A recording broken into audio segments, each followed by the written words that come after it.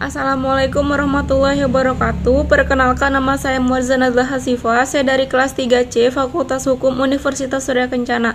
Di sini saya akan mereview jurnal yang telah diberikan oleh Ibu Dr. Haji Heni Nuraini SHMH beserta asisten dosennya, yaitu Bapak Dr. M. Rendi Aryandi SHMH.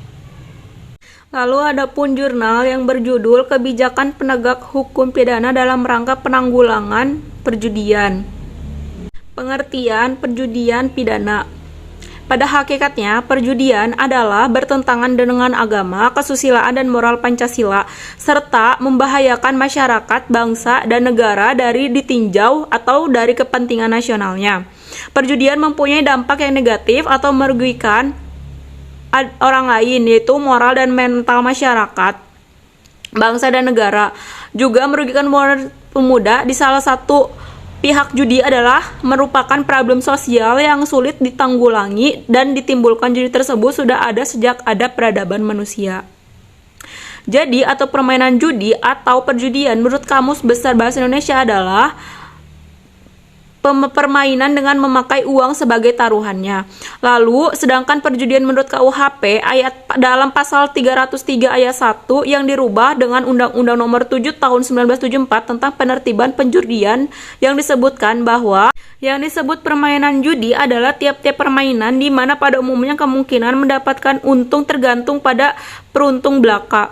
Juga karena permainannya lebih terlatih atau lebih mahir di situ, termasuk segala pertaruhan tentang keputusan perlombaan yang turut berlomba atau bermain, demikian juga segala pertaruhan lainnya. Adapun pandangan masyarakat tentang perjudian. Kasus judi ataupun perjudian dari hari ke hari semakin marak. Masalah judi atau perjudian masalah klasik yang menjadi kebiasaannya salah satu bagi umat manusia. Lalu ada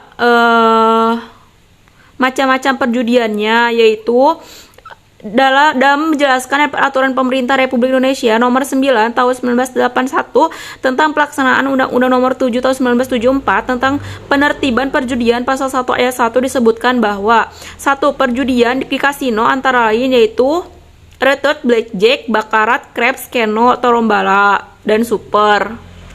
Adapun penegak hukum pidana tentang perjudian, berbicara mengenai penegak hukum pidana di Indonesia, tentunya berbicara mengenai dua tonggaknya, yakni hukum pidana material dan hukum pidana formil.